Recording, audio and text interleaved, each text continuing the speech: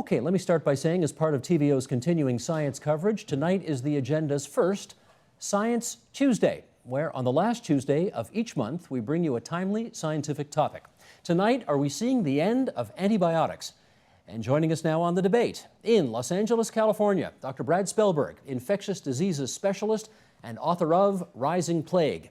In Minneapolis, Minnesota, Maren McKenna, science journalist and author of Superbug, the Fatal Menace of MRSA. In Boston, Massachusetts, Dr. Barry Eisenstein, Senior Vice President of Scientific Affairs with Cubist Pharmaceuticals. And here in studio, Jerry Wright, Professor of Biochemistry and Biomedical Sciences at Hamilton's McMaster University. Jerry, good to see you again. You were here a few months ago, and it's nice to have all first-timers on the line in various points around the United States. I want to start by reading something that was in the Guardian newspaper just a few months ago, and it goes like this. The era of antibiotics is coming to a close. In just a couple of generations, what once appeared to be miracle medicines have been beaten into ineffectiveness by the bacteria they were designed to knock out. Once scientists hailed the end of infectious diseases, now the post-antibiotic apocalypse is within sight. Okay, this is not a new fear that we're being outsmarted by these so-called superbugs, so let's go around the table, metaphorically speaking here, and find out why this concern is so much more pressing today. Brad Spellberg, why don't you start us off in Los Angeles? Yeah, the concern that bacteria are catching up to the antibiotics, as you say, goes back to the initial antibiotic. There's nothing new about it. The thing that is new is that while bacteria continue to develop resistance, we've stopped developing new generations of drugs to keep up with them. That's what's changed in the equation. Barry Eisenstein, are we in fact worse off today and losing this fight? We certainly are. Compared to where we may have been 20 years ago, I would certainly argue we're better off than we were 50, 60 years ago, before the antibiotic era, of course. But Brad is absolutely right. The big pharmaceutical companies have essentially abandoned the field with just a handful remaining, and it's because the big pharmaceutical companies don't see enough economic return for their investments. We'll get to that angle in just a bit. Maren McKenna, you've written a book about this stuff. What makes the concern more pressing today? You know, as I was writing this book for the past couple of years, I spent a lot of time talking both to patients and also to clinicians, people who treat patients in hospitals. And I heard again and again and again that doctors have patients for whom they only have one or two drugs that still work.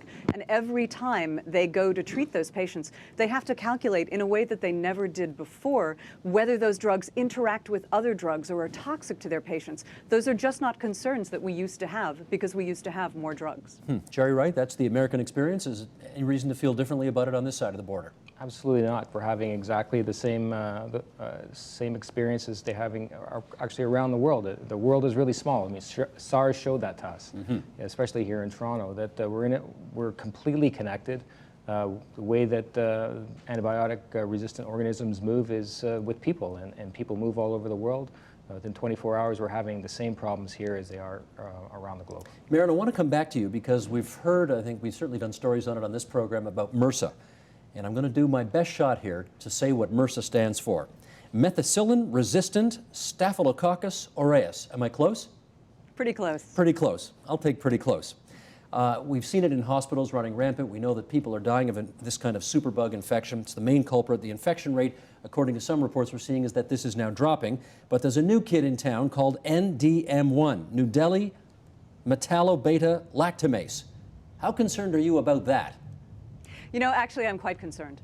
And the important thing to know is that NDM1, let's use the acronym instead of the long version of the name, Thank you. is really just sort of the leading edge of a much wider global problem of antibiotic resistance. And that's antibiotic resistance in an entire class of bacteria called gram-negative bacteria. Now, MRSA is a gram-positive bacteria. Those are two ways to break up the bacterial world.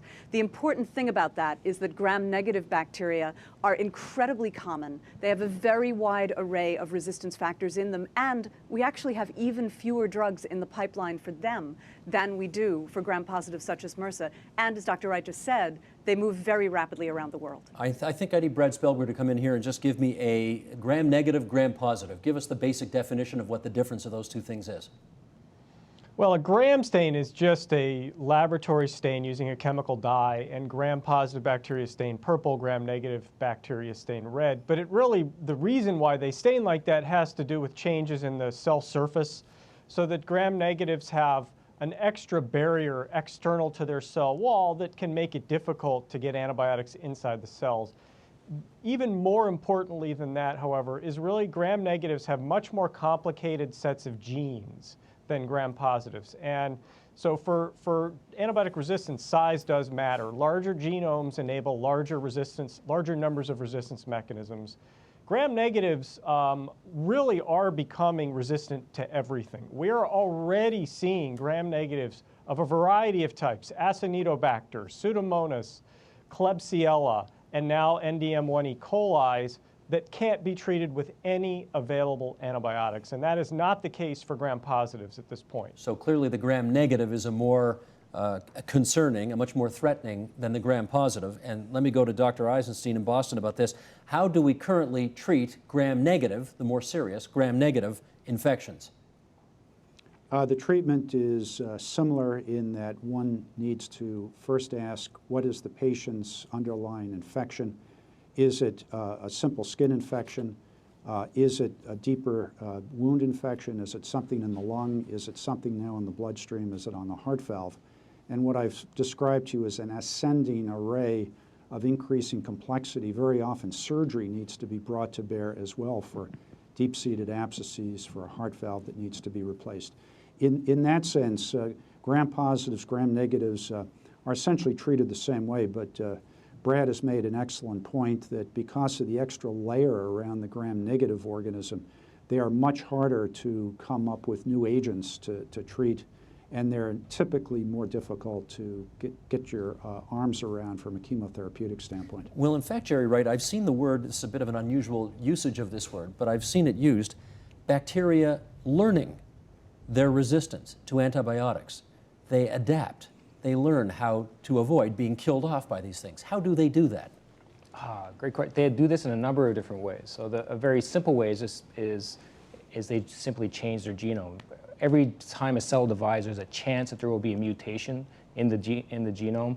And when bacteria divide, there's thousands of generations very, very quickly. Because it happens so quickly, they can divide in 20 minutes. Our generation time is in the order of 20 years. So you can do the math. And so lots of mutations can accrue very, very quickly. And if those mutations give them some advantage to an antibiotic, that's one way to do it.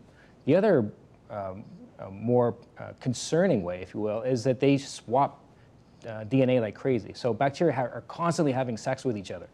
And they're swapping DNA, and This is a family show, Jerry. Do you mind? I'm sorry, Dave. Sorry to inform you about what's going on. But that's exactly what's happening. And so they swap genes just like we do, and just like the birds and the bees do, and that is often connected to these what we call mobile genetic elements that include, for example, the NDM1 gene. That's how it's transferred from organism to organism. It's on a plasmid, which is a way of moving DNA around, and those plasmids contain not just the NDM1 gene, for example, but dozens and dozens of other genes. And so when that happens, one antibiotic can select for resistance to all sorts of different antibiotics at the same time. They come around with the package. So, Marin, if not for this ability to mutate, to constantly change to avoid these things would presumably be easier to kill, but that's why we can't kill them. Is that it? It certainly stacks the odds against us. As Dr. Wright said, bacteria have new generations much more rapidly than we do, and much more rapidly than we can get drugs to market. The usual, on this side of the border, the usual estimate is that it takes 10 years to get a drug through the drug development pipeline and costs about $1 billion US. We're going to go there actually in a couple of minutes, but first, Jerry Wright, if you don't mind, I want to spend just a little more time with you right now because, yes, this is an academic pursuit for you, but this is also a personal story for you. Right. You just dealt with this. What'd you have? So I had an unfortunate experience this summer. So I've been working in this area, as you pointed out, for 20 years. I constantly tell people what an important area this is to be working in. We need new drugs and what have you. And I got food poisoning when I was traveling in Europe, and that food poisoning blossomed into a blood infection. Do you know what the actual bug was? It turned out that it was a salmonella that I picked up, a common organism that you would get that contaminates fowl, eggs, what have you. We saw that this summer, for example. Sorry, Michael Smith, roll the viz if you would right here. This is what it looks like, I guess, under a microscope, right? Yeah, yeah, that's exactly it. They are small little rod-like shapes, and they swim around in your gut when you eat something, and then they land on the skin cells that line your intestines, and then they can burrow in, and they release all sorts of toxins and terrible things. And that's what causes the unfortunate side effects of it. So how sick did you get?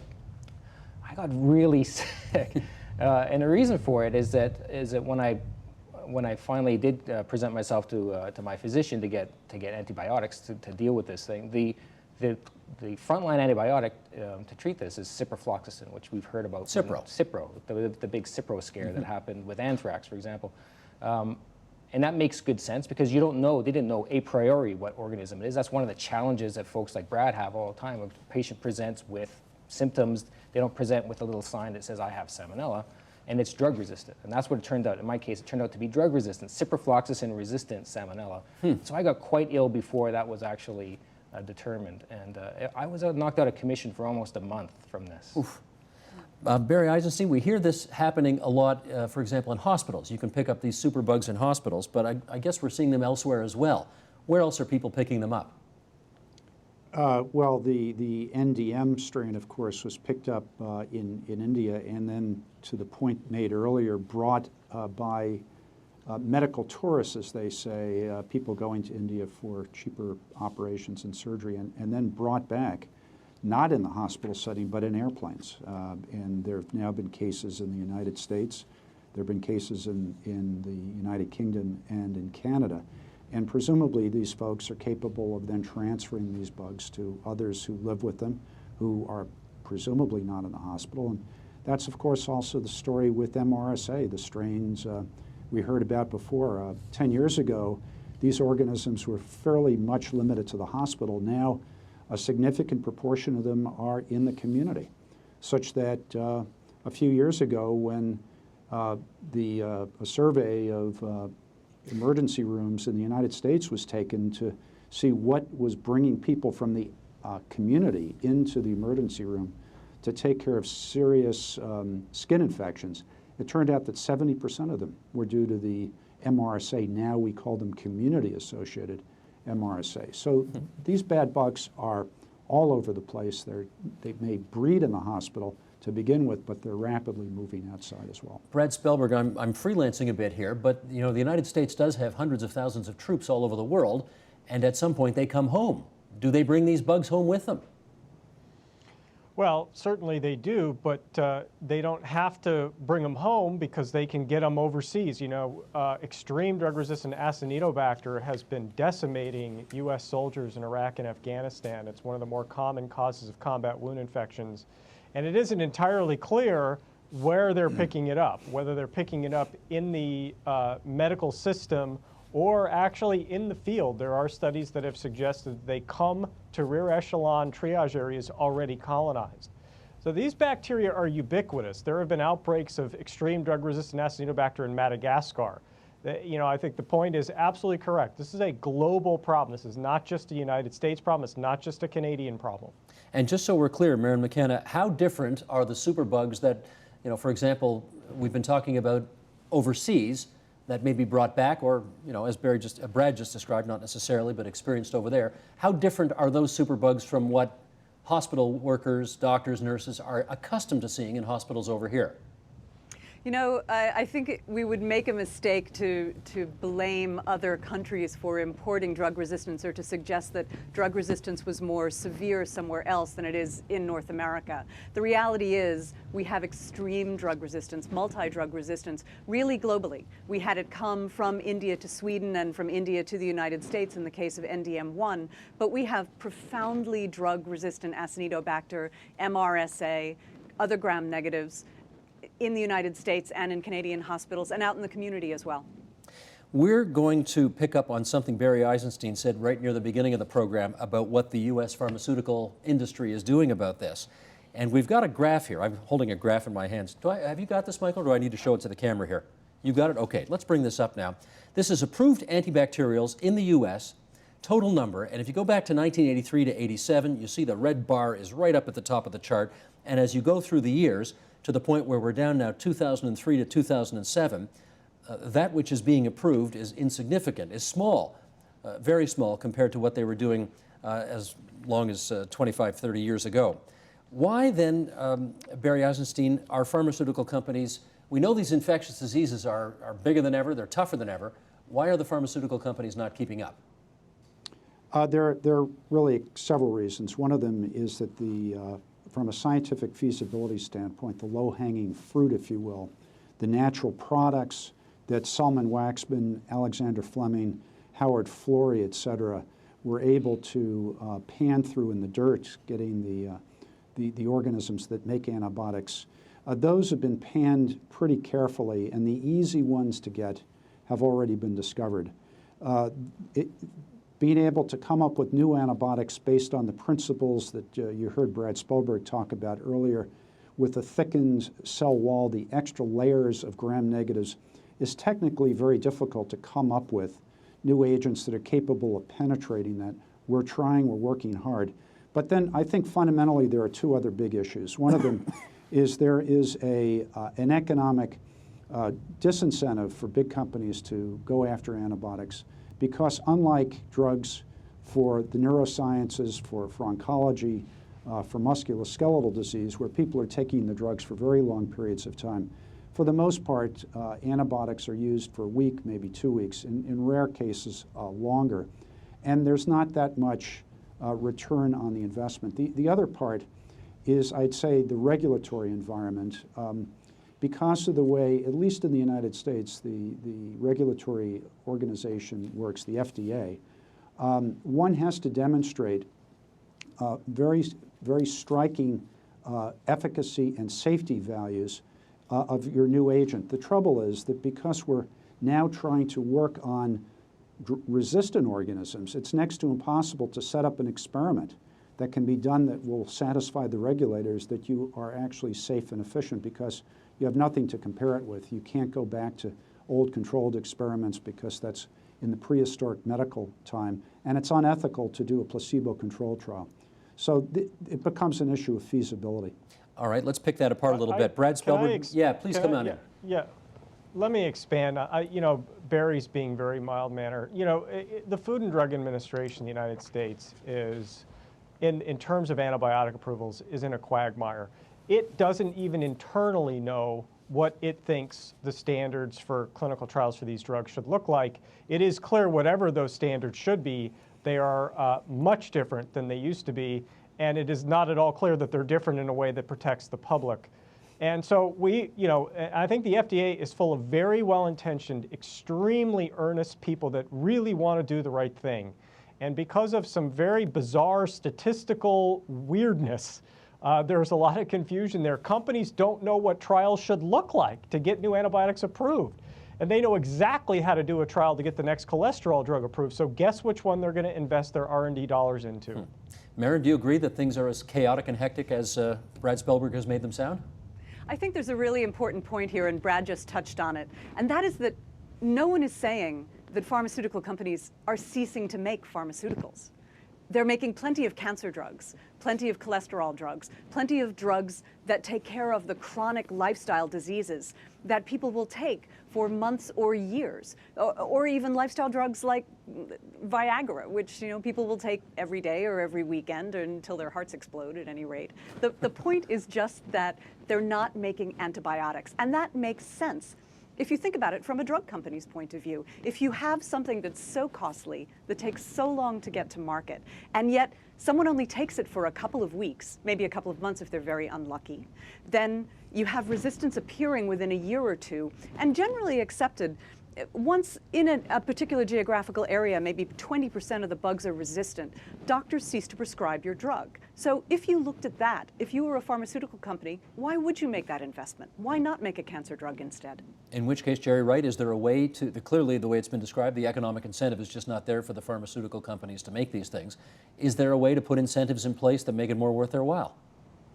Certainly there are. I think You know, and there's been a lot of suggestion about how to do this, extending patent life for antibiotics or extending patent life for other drugs within a drug company's portfolio in order to incentivize them and actually pay for what it costs, the cost that we were just hearing about. How Generics won't like that. generics won't like it, of course not. I mean, but that's the thing, is that are we here to make sure that we have new antibiotics for the future, or are we here to keep the generic companies happy? But there would be no We have to make a generics if there decision on weren't this. innovators. Okay, Yeah, that's the key. Absolutely, Barry is absolutely right. Go ahead, Barry.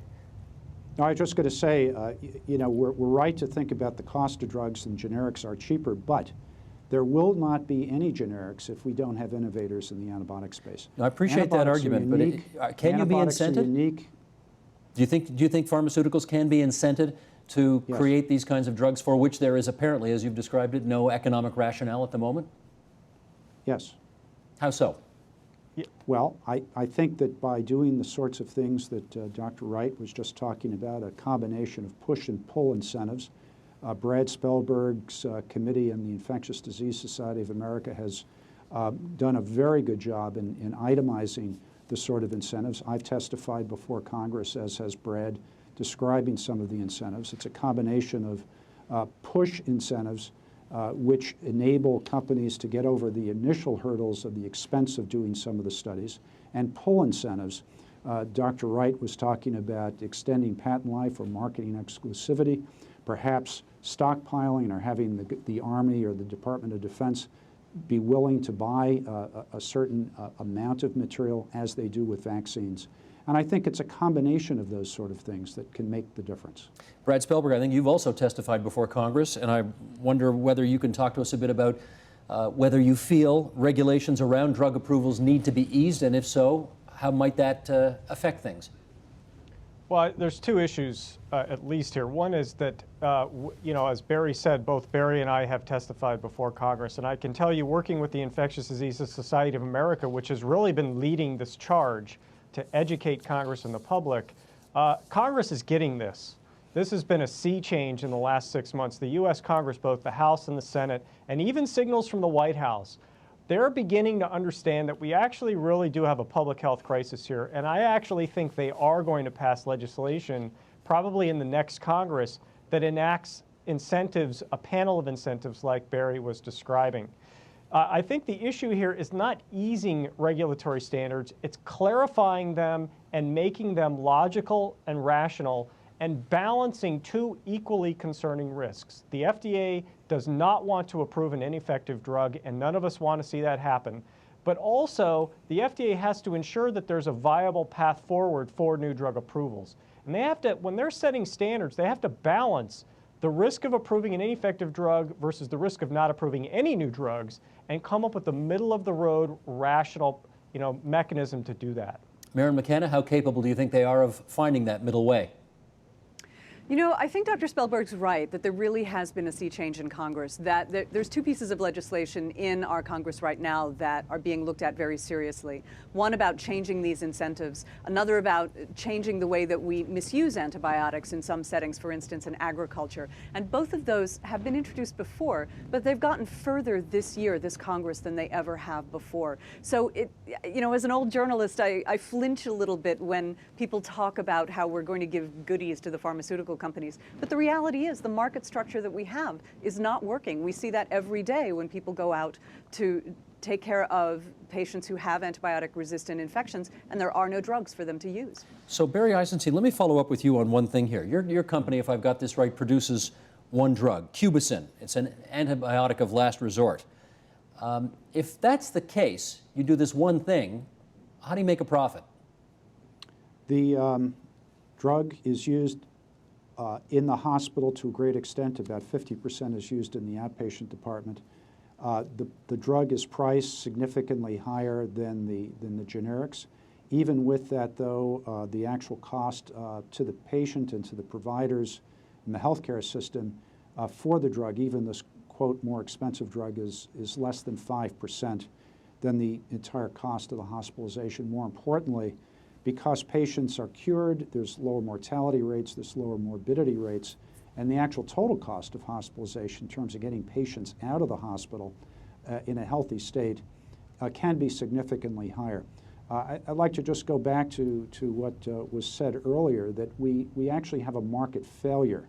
This is what happens when market forces themselves do not allow the equilibrium to occur, and that's where government needs to come in. It's the story of the tragedy, the commons, the overfishing, the overgrazing on the land, and this is exactly where the government comes in to help things out. One other point, economists make a very strong case about supply and demand. I think you can make that case strongly with antibiotics as well, in that we need new antibiotics. That's the supply part. On the demand side, we need, as was stated earlier, antibiotic stewardship, which means very careful use and only appropriate use of antimicrobials. Antimicrobials are depreciating assets. Our society, our physicians have got to continue to better use the antibiotics, not use them inappropriately, not use them for trivial things like viral infections, and not use them for animal growth-promoting factors, which then continues to spread resistance in the environment. All right, but let me go back to Maren on this, because some will be concerned that and for lack of a better word, let's just say a relaxing of regulations. I understand that's a loaded word here, but let's use it anyway. A relaxing of regulations in order to improve the possibility of fighting these superbugs. Some patient safety advocates may be raising red flags about that. Are your red flags raised over that? If what you mean is that we're going to, that people think that certain drugs will not be allowed for patients because we want to preserve the overall natural resource, you know, I mean, I think someone could raise that concern, but I don't actually know in terms of patient care how real a concern it is. There's very strong antibiotic stewardship programs, for instance, in most of the European Union. Because those are single-payer health systems, they do a much better job of controlling antibiotic use than we do here in the United States. They have different carrots and sticks available to them.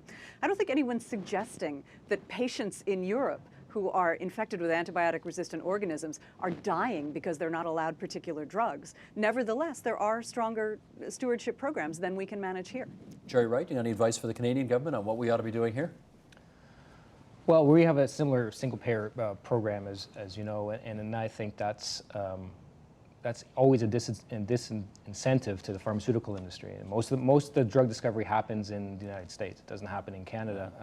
I honestly don't think that this is on the Canadian regulatory agency's radar at all, as far as I know.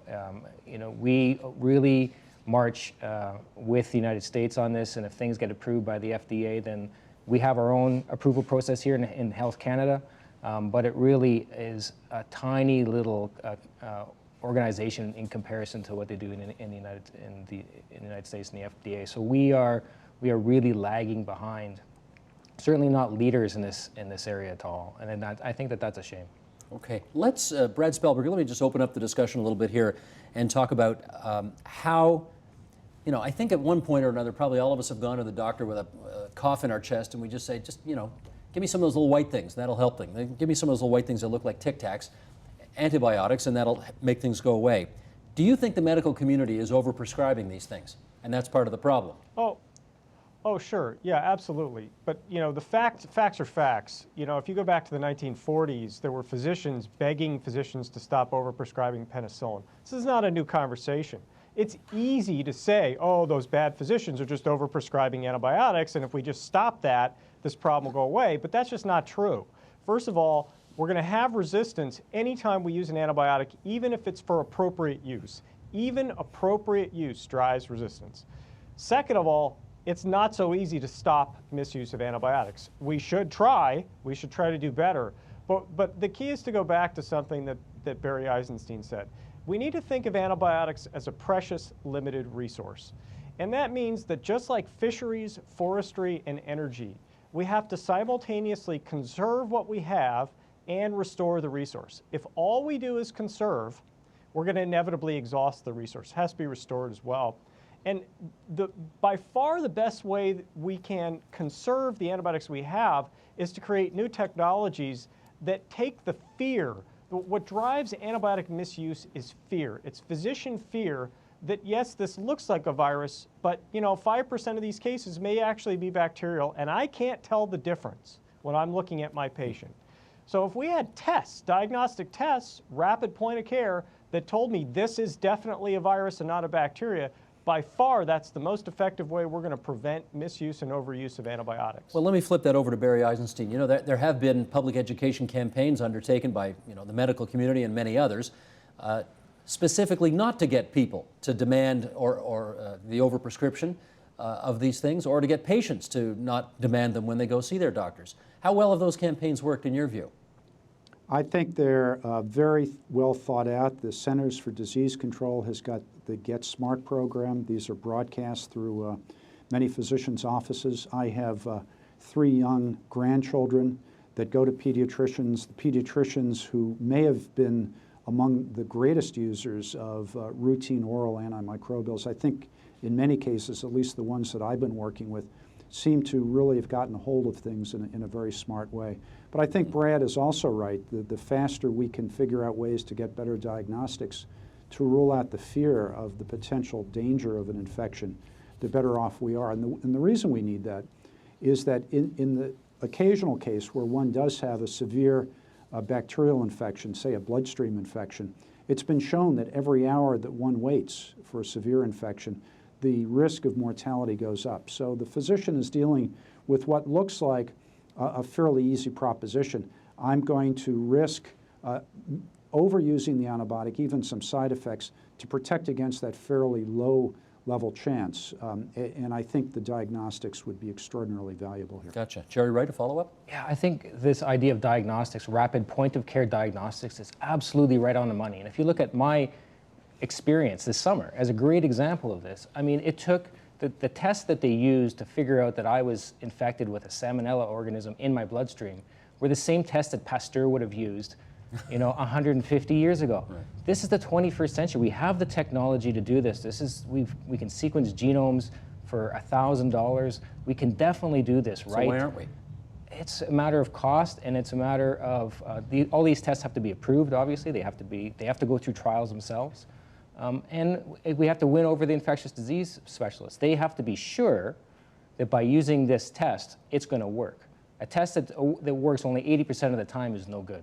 But we have technology that for sure we can do this in a much better way. It needs to get incorporated into the way we practice medicine in the 21st century. Maren McKenna, this may be a pretty basic question, but are antibiotics still the only cure for infectious diseases? I guess that depends on how you define cure. Okay. One of the things we could do in the case of MRSA, for instance, is we could prevent. For quite a while, there's been really sort of as a holy grail almost in looking at staph, that we look for a vaccine so that we could prevent some cases. But a staph vaccine is very difficult, and several of the trials that have gotten quite far have sort of failed at the last moment. And even if we got one, we'd then have to figure out who we're giving it to. So if we had a vaccine for some of these, then we might not have to worry quite so much about giving antibiotics at the back end when the infection occurs. Let me read something that Michael Pollan had in the New York Times a couple of years ago. We all like Michael Pollan's advice on food. He said, the FDA, Food and Drug Administration in the United States, should ban the routine use of antibiotics in livestock feed on public health grounds, now that we have evidence that the practice is leading to the evolution of drug-resistant bacterial diseases and to outbreaks of E. coli and salmonella poisoning. So, Maren, back to you again. If the use of antibiotics in the agribusiness is a serious contributor to the resistance that we now find ourselves having to these things, how do you even begin to tackle a problem of that kind of magnitude? Well, that's a really interesting question, and that's one of the things that's being dealt with in the U.S. Congress right now, because one of those pieces of legislation that I mentioned that's moving through with a bit more celerity than it has in past years is a piece of legislation that would say that where there are drugs that are used in agriculture that are substantially identical to drugs that are used for human infectious diseases, then we should dial back on the use of those drugs in agriculture. The problem is, right now, it's really no longer a question whether the use of antibiotics in agriculture affects human health.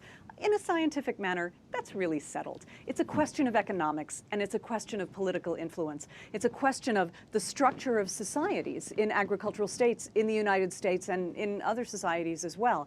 And those are much more complicated, thorny, complex relationships than simply the relationship of an antibiotic and an organism. And unfortunately, those are the ones that we need to untangle. Brad Spellberg, how would you answer that question about how we deal with that issue of livestock and changing our diets and so on? Well, you know, it's inexcusable. 70% of the antibiotics used in the United States go into animals, and the vast majority of that is used to promote the growth of animals, not to treat sick animals. It's just frankly embarrassing.